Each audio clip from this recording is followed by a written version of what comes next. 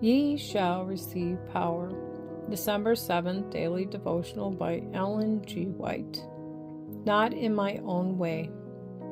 For ye have not received the spirit of bondage again to fear, but ye have received the spirit of adoption, whereby we cry, Abba, Father. Romans chapter 8, verse 15. The work of sanctification begins in the heart.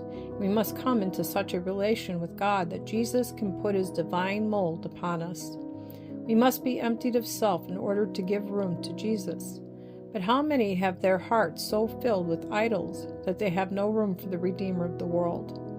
The world holds the hearts of men in captivity. They center their thoughts and affections upon their business, their position, their family.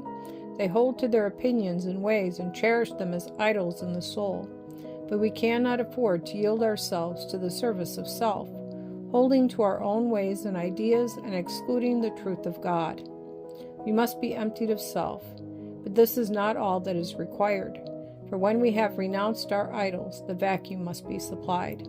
If the heart is left desolate and the vacuum not supplied, it will be in the condition of him whose house was empty, swept, and garnished.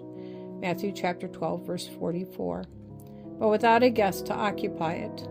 The evil spirit took unto himself 7 other spirits more wicked than himself, and they entered in and dwelt there. And the last state of that man was worse than the first. You may feel that you cannot meet the approval of heaven. You may say, I was born with a natural tendency toward this evil, and I cannot overcome. But every provision has been made by our Heavenly Father whereby you may be able to overcome every unholy tendency. You are to overcome even as Christ overcame in your behalf. He says, To him that overcometh will I grant to sit with me in my throne, even as I also overcame and am set down with my Father in his throne. Revelation chapter 3, verse 21. It was sin that imperiled the human family.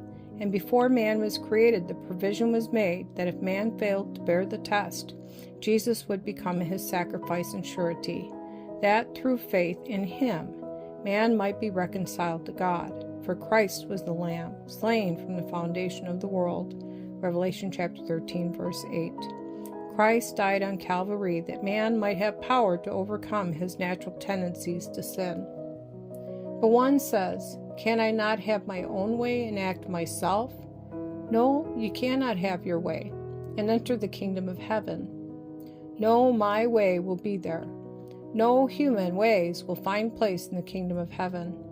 Our ways must be lost in God's ways.